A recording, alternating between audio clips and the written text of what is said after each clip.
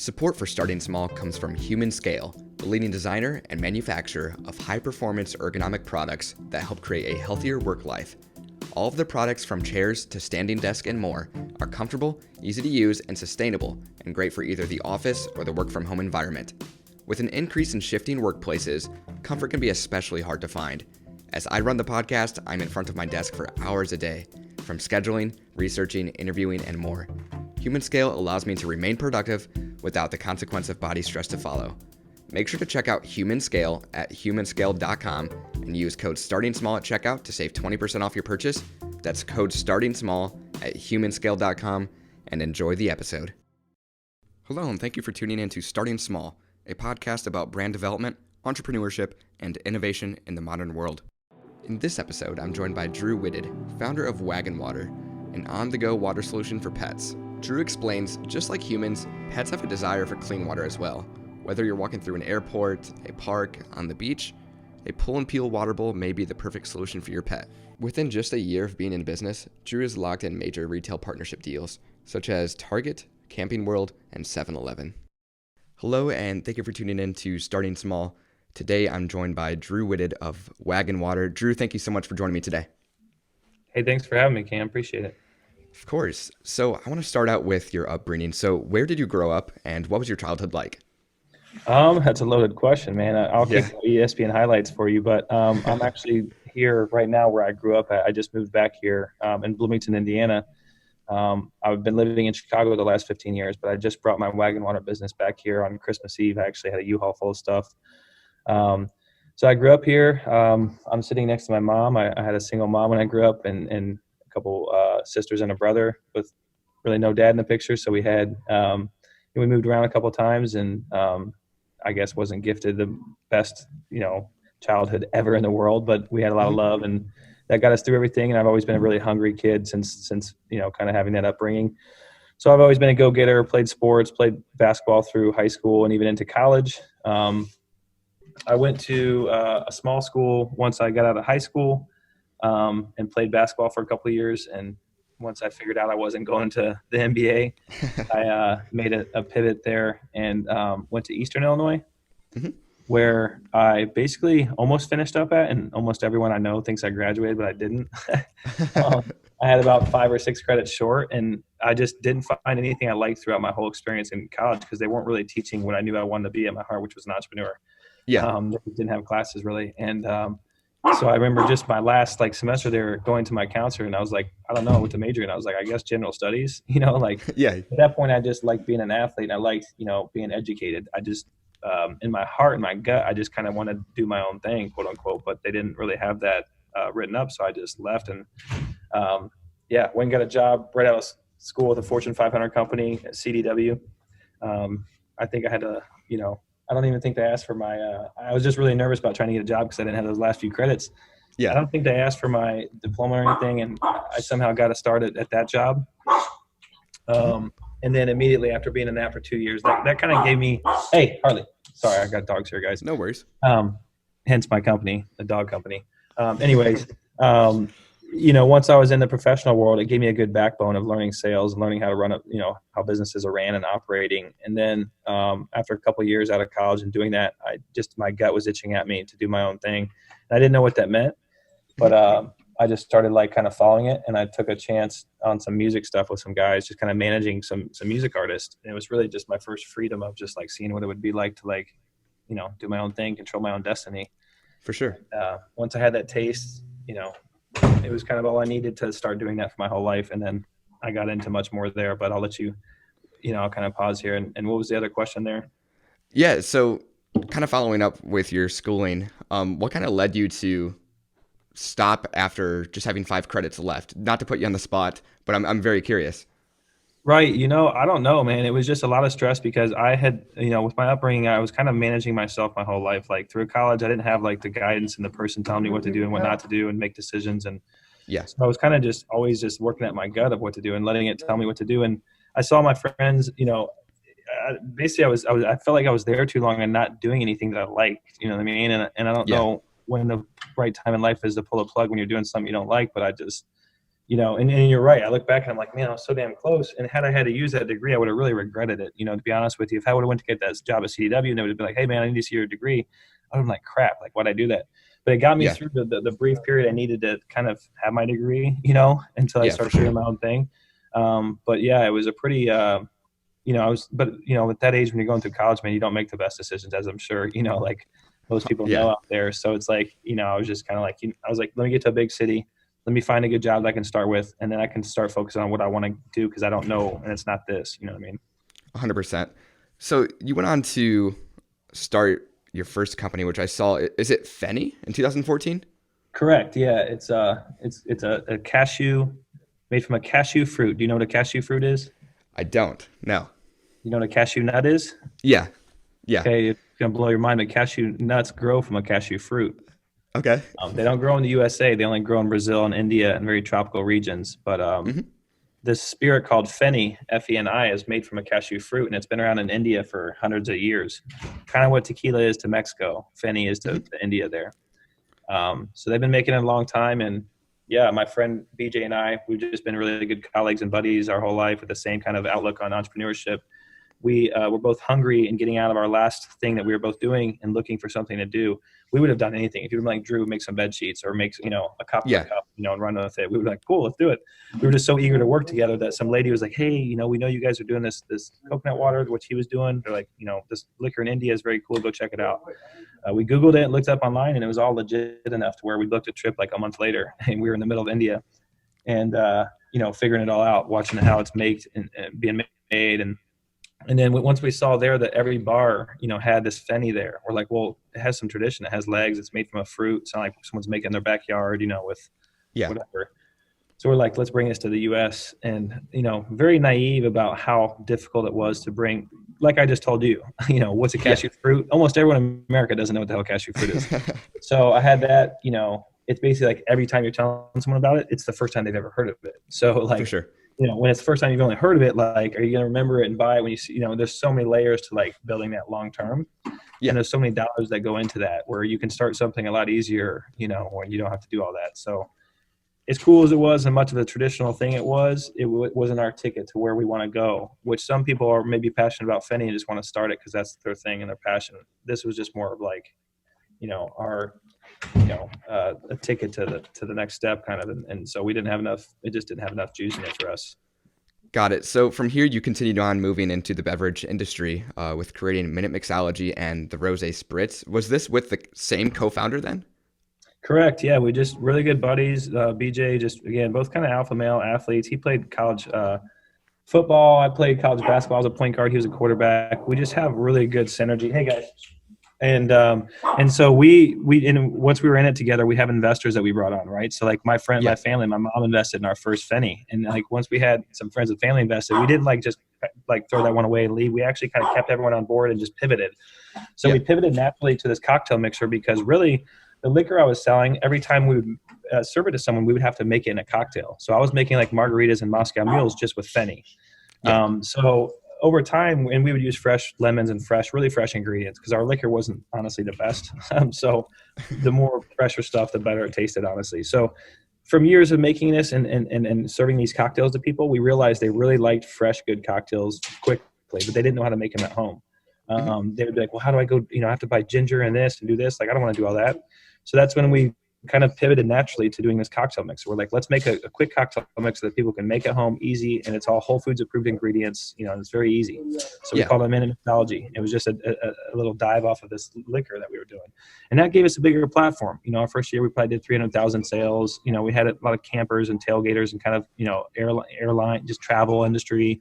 When you don't have space and weight and you want to make a cocktail, campers loved it. It was a cool little niche product, but we also found ourselves doing that and with bigger aspirations and seeing that had a ceiling that, the cocktail mixer industry isn't the coolest thing in the world. And nothing against it, but my friends aren't running to get margarita mix. They're running to get like White Claws and Trulies. You know what I mean? So that whole platform was good enough to keep the chains moving and keep the ship sailing. And we go all in. So, I don't have background with financial people behind me that like, cushions and things like that.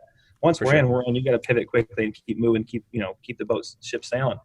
So that Absolutely. gave us a bigger platform, and now we had more, a little bit more time in the industry to learn things. And so now the Spritz was really now, hey, our feet are in this industry. We know what we're doing now. Now let's do something what we want to do, given everything we've learned. You know what I mean? Hmm. Yeah. So that was the first one where we had enough time. We didn't have to pivot very quickly. We could really think about this for a month or two and plan it out a little bit better because we were getting revenue and it wasn't such a quick thing. So that was a little bit more planned and, looking at some data and just doing it a little bit better our third time around, and picking a product that actually has, is more on the rise, and so, yeah, that kind of got us to where, and I'm currently still a major, the second major partner with my partner BJ there, but only because of how fast this Waggin Water just recently took off, I had to step away from my daily role, which was, everything that people do for companies. So, For sure. uh, So were you guys selling 100% through e-commerce, or where were you selling at the time? for which product? What are you speaking Yeah, of? yeah. So Minute Mixology, and you also have the Rose Spritz. Right. Both of these brands, are you guys selling through e-commerce, or were you and Um, are you currently?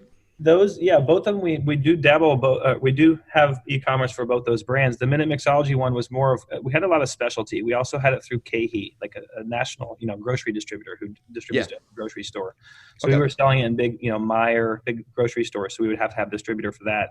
We did do a lot of direct business. So because it's just basically a stick packet powder kind of thing, we were able to, ship direct a lot of times. So we had sometimes distributors, sometimes direct. And then also online. Yeah, we actually kind of were a little bit earlier than our time for that Minute Mixology. That was a few years ago. Hmm. Just recently during the pandemic when people are at home trying to make their own cocktails, it's a much more I can't even talk. It's much more of a better product for that situation kind of now with some of the things that have changed and people just making stuff at home a lot more. For Um, sure. but yeah, we would go direct online, and through distribution. And the Rose Spritz is totally through distribution and online. Okay. When you deal with liquor, the other ones, the cocktail mixer was non-alcoholic, so that one I Okay. could ship to anyone and everyone, no issues at all. But when you deal with alcohol, you definitely need distributors for the most part. So for that one, we have distributors all over the U.S. Miller Coors and Independence and just Budweiser and some of those. I hope you guys are enjoying this episode so far around Drew's entrepreneurial journey. I'd like to pause and say thank you to this episode's mid-break sponsor, Medify Air, offering top-of-the-line air purifiers for indoor environments. Whether you're working in an office or in a home, the quality of your air is crucial to work to full efficiency. Have your indoor air free of dust, pollen, mold, and odors by clicking the link in this description and use code STARTINGSMALL15 to save $15 off your first purifier purchase. And enjoy the rest of the episode. Moving on to Waggin Water from here then. Such a young company that blew up so quickly. So you started this in July 2020. What inspired you, or what inspired the concept of the on-the-go water bowls for pets? It was totally out of necessity. I have my dog right here, which you can't see, but he's a 6-pound Chihuahua, and I'm a 37-year-old entrepreneur that I just told you my background. So for the past 10 years, I just live on the road. I try to find this dream I'm chasing here that we all chase. Yeah. And so I just have my dog that I travel with. He goes with me everywhere. I have a support letter that I go on planes with him with. So we're always on the go together. And I have my collapsible bowl, which I 100% prefer. And I'm a very eco-forward thinking person. But many times I've just forgotten that or I don't have it on me. And I've been in cars and Ubers and all kinds of places where I've had to either stop at a gas station or stop at a restaurant like a Subway, buy a bottle of water, and then ask them for something to pour it in. Yeah. Dogs drink out of bowls. So I just over and over, this was happening to me all the time. And I saw it, I would be very observant and seeing other people dealing with the same thing. And I just realized like this, there's something here, and I'm the type of, I guess everyone wants to feel like they are, but the innovator entrepreneur, when, you just really feel like there's a future for it and you really feel it deep in your gut. And that just would not leave me once I first thought of it. Yeah. It wouldn't leave me at all. And then once COVID hit, I had time to I was traveling so much that I just, all of a sudden that stopped and I had time at home to really, had extra time.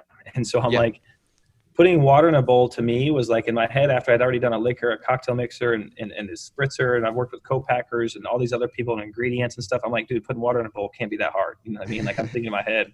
So I'm like, I got to do this. You know what I mean? Like I got to do it. I did a classic moment where you Google it as an entrepreneur and you're like, dude, there's got to be something out there and there's nothing out there. You're like, wait, what? Like, Yeah. I'm just thinking because I have my own pet and I know how picky he is, how many things I buy him. And, pet parents, there's so many things out there. There's pet chews, there's bones, there's food, there's toys, there's there's pooch paper, a new one, there's For sure. selfies, there's, you name it. I'm sure you watch Shark Tank. There's just so many different pet products out there, but the Yeah. only thing they need every single day without dying is like water and food, right? Mhm. And I'm thinking like, okay, there's not one. I would have used it 20 times. You know what I mean? Like there was even a side story. I was late to a flight in New York, and I'm going there. And if anyone's been in New York late to a flight, there's not really time to pull off the road and go into a gas station that easily. You're crammed, Yeah. you're packed. You can't really make that veer off if you're late. And my dog is only 6 pounds. So when he's thirsty, man, he's sitting there for an hour and he's panting. He hadn't had water for a while at this point. And I'm like, I have nothing to do. I'm like, my Uber driver had a bottle of water. I'm like, dude, can I buy that off you? And I just gave him like $5 and he gave it to me. I was sitting there pouring it in the cap, because Wow. dogs, you can't just like splash it in their face and squeeze it out of a water bottle. So I was taking it, pouring it into a cap in these little sips, and my dog was drinking it out of the cap just to kind of quench his thirst. And I'm like, how is there nothing I can just peel open and just give him some water? You know what I mean? Like bottled water for dogs. So once I had that moment and did the Google research and saw like there's no one doing this, and I again, having time at home, I'm like, I have to do this. And once I took it upon me, it really took me less than 3 months to get my first. And it, I'll kind of, if you want to hear more about that, it's some kind of cool things how we got it started, but it happened really quickly. And I give credit to my experience kind of doing it a few times. For sure. But then it also being water in a bowl, it's not, I didn't have to call all these different things. So. I would love to hear your prototyping process when you first came up with the idea. So what did that look like? Oh man, you should have seen. And when the deal I closed with Target, I'm sitting there in my kitchen, and he's like, Drew, I'm going to give you this deal. And I'm acting like I'm not, literally crapping my pants right there. And I'm like, okay, cool. And he's like, but I'm going to ask you this question. He's like, can you handle my volume? And literally I'm making it in my sink back here. I'm like, yeah, classic sales guy. You tell him yes, and you figure it out in the back end. You know what I mean? So anyways, what I was doing first, man. So, when anyone starts a business, the first thing you got to do is, how am I going to make this? How am I going to produce this? Where am I going to do that easily? And the first thing I had to do was go to a co-packer, right? So I go in my head, I'm like, okay, how am I going to put water in a deli bowl? And so I'm thinking, well, who else puts fluids and liquids in deli bowls, right? Then I had to start thinking yogurt, salsas, dips, hummuses. So I started with that process. I'm like, let me go to because the bottled water guys, they have machines that put it really fast into a small hole. You know what I mean? That top hole on the bottle is where they put it at. So it's a totally different machine than putting it in a very wide mouth thing. So I couldn't go to any water, people that make the water and bottled water manufacturers. I couldn't really do that. So I had to find out who's making it. So anyways, I found out, all these other people that are doing liquid type things and this type of container, and I call them all up. Co-packers. I'm just Googling them, finding them, calling them. I'm like, hey, and really after talking to about 20 of them, here was the consensus. Drew, we can't run your product on our machine because we run hummuses and dips and jellies and these are much thicker things. And with your water and on our machines and the speed these machines go at, when your water is going around, it's going to start wobbling and going all over the thing. And when I have to heat seal it, it'll be very hard because it's all wet. So basically I would have to slow down their machines so much that it would be very costly for me to be a production run on their machines. That's kind of the overwhelming response I got. Yeah, so I'm like, interesting. I'm like, well, that makes sense. I'm like, well, why the hell? I'm not going to pay these guys to run my water anyways. You know what I mean? I'm like, I got to figure this out. Yeah. So I started backtracking from there and immediately went and try to just define okay, I got the water, I got the power. Let me just find out how to seal this. You know what I mean? And I found a company that's very reputable and good, and they do Kraft and Heinz and Procter & Gamble products, but they basically have a starter type product where it's less than $1,000. And what it does is allows me to take my water, put it in a bowl, and then I put it in this little machine, set it in there, and I put a little foil lid over the top, and I stamp it down with a heat stamp, and it allows me to create a single water at a time. Okay. And that's how I started the business. That's how I had an idea. I looked it up online. No one was doing it. I took a little bit of time to get some branding and some logos and some, trademarks and stuff behind it. And then I went and backtracked. Obviously this was all in conjunction with each other, but found out how to co-pack it, couldn't co-pack it, found out how to seal it to start it, just to see if it was viable. Every product out there just needs to get something in prototype just to see if it's even viable. And, that was a very early on thing. But then the hunger, once I got it and got that first one and clamped it shut and looked at it, I'm like, oh man, this is the ticket right here, man. I'm like, this is it. And I know entrepreneurs love that feeling of having that first prototype of their first vision of what they think they can do with it, For sure. So today, are you still running the production rounds yourself? So now fast forward, and that was only a few months ago. Cause again, this happened so quick because basically right when I first had that machine, again, I'm referring to right now, I had my first prototype. The first thing I did once I realized I had a product that could work was I called, I'm getting on and saying, let's call a sale, let's call all the big retailers. Yeah. So one of my first calls, I started looking at Meijer, Walmart, hitting them all up. Hey, I got this bottled water for pets, in the middle of a pandemic, it's blah, blah, blah. I'm pitching it to them and they're all receptive of it, which I'm kind of like in awe with, because I'm like, usually anything else I've sold for the first day or week, you're usually just like, what the hell is this? No, you know what I mean? Yeah. But immediately, just again, and that's why I did it, is because the concept of a clean water in a bowl, I would have used it a million times myself. I would have bought it. So when I introduced it to folks, it kind of had that same, like, if you have a pet, you're like, okay, I see what this is. I see what they're doing. So I raised a lot of eyebrows. And then one of my very first calls was with Target. I remember emailing the guy, and I was like, he's emailing me back. He's asking me questions so I can tell he's interested. And he's like, all right, let's do a Zoom. I'm like, perfect, boom. And I got on the Zoom with him, and it was a 40-minute call, 40-minute call we ended up having.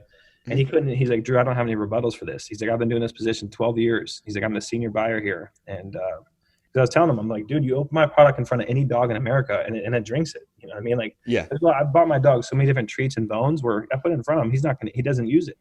Yeah. So as a pet owner, when you have a product that gets used, you know what I mean? Like for everyone universally, it's hard to be like, no, there's no upside to that. You know what I mean? So he took a big risk on me. But he said on that call, I mentioned it a few minutes ago, but he's like, Drew, on the call, he told me. So I had to sit there and play poker face. Like I wasn't freaking the hell out.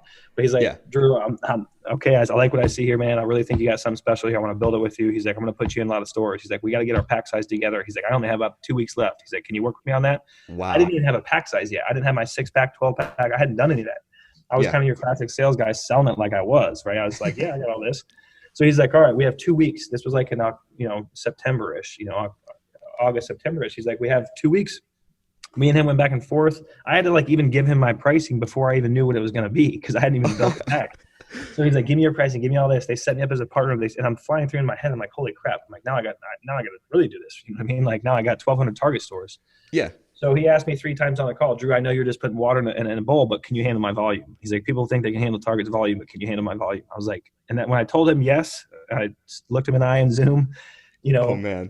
I was like, I couldn't renege on that, and so I immediately had to figure out my production, for sure, which brings me to where I'm at now, and I'll kind of explain that if you want me to.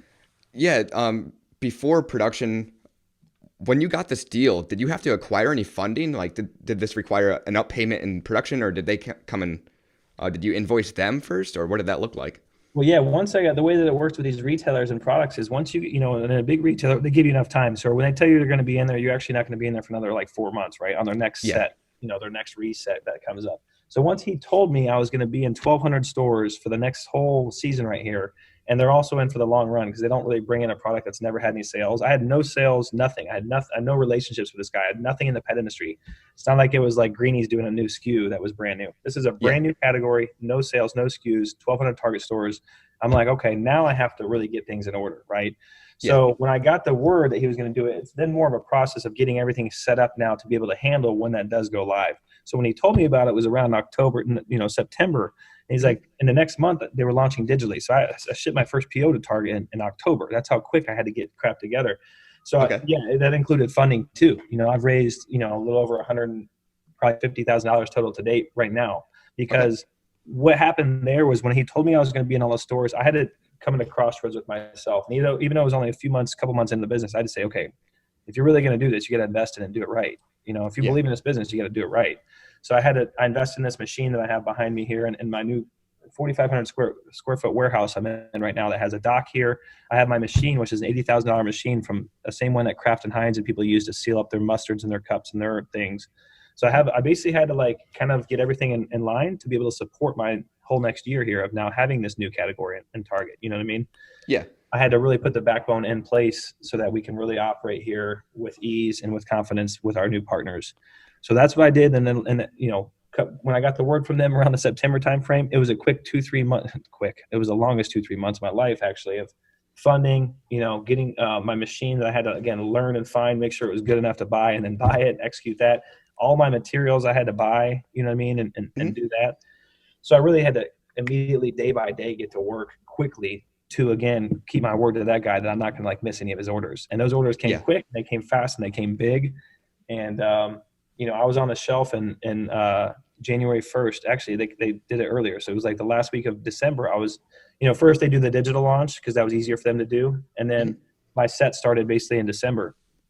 So, from being on a sales call in July to not having a pack size going into the August, September and doing all this, getting the machine, getting a warehouse and doing everything. I mean, it was day by day, a lot of big decisions that had to be made quickly to support, what we're trying to build here. So. For sure. So with your setup that you have today, how long do you think, or how long would you say that it takes to, I mean, through the day, what does production look like? How many can you make? Now I'm doing about 20 cups per minute, and I can run the machine Okay. 24 hours a day. So what I have now is when I do a production run, I have big reason I brought it back here to Indiana was my family all lives here. I have nephews that are 14, 15 years old. We Perfect. all grew up the same way with nothing, kind of from the bottom. So for me to come back here, and the first person I hired was my mom. Yeah. She never had like a big job or anything. And I came back here with something I just started, brought it back to where we grew up at. And the first people I hired was my mom and my two nephews. So That's when I do amazing. production runs now, I need two people to do with me because the machine runs on its own. But when it's dropping down a cup and then the next station it pours in water and seals it and then it comes out on a conveyor belt. So I have to have now when that happens to run the machine for a few hours, I need people that are boxing it, people that are taping it, people putting it on pallets. So that's my two nephews that I do, and I run the machine. And now I basically have the capacity to, a lot of other companies and every other company I've been with, when I do a production run, I have to plan it months at a time. I have to give the co-packer a lot of money. I have to get ingredients and source a lot of things. With my product and my company, I now have a food grade facility with everything under one roof where I can run my production line anytime I want, all the time I want, consistently. It's all under my control. Not That's a lot of amazing. companies have that. If you're a brewery, or if when you control everything, especially being as new as I am now, Yeah. like that was another thing that's really under, I guess, I don't know. Just basically, it's just an understatement of how hard it was really is, I didn't just start a company and a product. Like I then also brought everything under one roof. You know what I mean? Like I'm my own production facility. I ship it, I pack it, I receive everything. So I do everything. I just started a whole new category and everything in-house that I control. So it's like, there was a lot of moving parts to bring it all together to not like hiccup out on the outside of it, For sure. and mess up. Being such a young company, if you were approached by a potential customer, how would you convince them that Waggin Water is a smart purchase for their pets? So I'm not looking to exactly convince everyone. What I will say is there's a big market for my product. Yeah. Just this week, I just shipped out thousands of waters to Texas for their disaster relief. And that's Amazing. a big reason I started this company, because of disasters and emergencies. I'm the only emergency bowled water that you can peel up and give a pet anytime, anywhere. Yeah. I partnered with Greater Good, who is the biggest organization for pet relief and the biggest, largest pet food bank in America. And they're absolutely thrilled about our product because I'm sitting, there's tons of counties right now in Texas that still don't have regular power or their plumbing's messed up. They don't have clean water in their house right now. Mm-hmm. So in conjunction with them, we're getting 3,000 people clean water, stray dogs, emergencies. But separate from that, the people that are going to use my product are people that are on the go, people that are convenient type people. If you're a person that drinks bottled water when you're on the go, you're probably the type of person that might get something like this for your pet. Yeah. It's really just a total convenience item. So the people that are going to see value in mine are campers, hikers, people that are going on boats. If you're on some salt water on a beach and your pet wants clean water, and sometimes even in your boat or on the beach, you don't have something with salt or sand on it, so peeling open a water for them is useful. There's a lot of scenarios. If you're on a long road trip, with COVID here too, it really escalated the consumer interest in Waggin Water. So, with COVID, but pre-COVID, I would go to the dog park and everyone's sharing the dog bowl, right? Everyone's down there slurping out of it. But these days, with what just happened the last year and a half, people are much more conscious about dogs having their own, sanitary stuff for their dogs that they care about. So my consumer is that person, but, that brings me up a good time to touch on where we're headed as a company in here and what our mission is. My mission is to provide water for pets in its entirety. So if you come to me and you don't drink my bottled water for pets because you want to use your collapsible bowl, that's actually something that, that we provide, and we're going to be the company, the go-to company for. We just acquired the trademark for the name Bold, BOWL''D. Wow. And that's already been part of all of our lingo. If you look on our website, it's Bold Waggin Water, right? Because it's not bottled, it's bold. Yeah. Our whole bold concept, we're already selling the at-home, so if you want your at-home, stainless steel, or if you want your eco-friendly travel collapsible bowl, that's something that we sell and that retailers with us are in conjunction. So even Target and some of our big retailers, we're bringing more awareness to the bold category because pets drink out of bowls. So we have a CBD water that we're doing, same delivery, peel open drink, right? Just CBD. We're kind of, we started off with our knockdown product with this Waggin Water, but, things that come out of bowls and liquids for pets here will be something that we continue to focus on. and also providing them with, just solutions overall to keep them hydrated. So collapsible bowls at home and on the go. Amazing. I like to conclude each episode with this. If you could share one piece of advice with an aspiring entrepreneur, what would that be? Maybe something you've learned or regret? Just anything. I would say, and then maybe it sounds cliche, but you got to really follow your gut, like as much as you can, even when anything on the outside is telling you otherwise. The only reason I'm here right now is because I've continued to not listen to one person, and I don't really have a lot of people in my life or mentors, and that's probably helped me continue to listen to myself because I didn't have a mentor or someone trying to tell me what to do, and that's the only reason I got here is because I listened to my gut. I've been our whole life, man. We've been on food stamps and poor, and I don't have a coach or a mentor or anyone that's ever said, "Hey, do this, do that, do this." So I only did listen to my gut. And by only listening to your gut, we're all meant to do something. It's all in us somewhere. And if you just keep listening, even when you're in the toughest times, you're broke, you're staying at a friend's house, you hit the bottom again, you just got to keep listening, and my life goal was to do what I'm doing now. I had dreams when I was a kid that I'd be doing what I'm doing right now. I didn't know how it happened, but I just listened, you know what I'm saying? And I think it's underappreciated, just listening. There's a lot of people that will give advice out there, but listen to your heart and your soul, and whatever wakes you up and itches you to do is what's something that's telling you what you should be doing. So that's my advice. Amazing. Drew, thank you so much for joining me. And to the listeners out there, make sure to check out Waggin Water at wagginwater.com. Appreciate it. Thanks a lot, Cam. Great job. I really love what you're doing, man.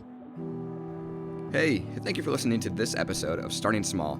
If you would, leave a review on whatever platform you're listening on. Also, follow Starting Small Pod on social platforms to keep up to date on future guests.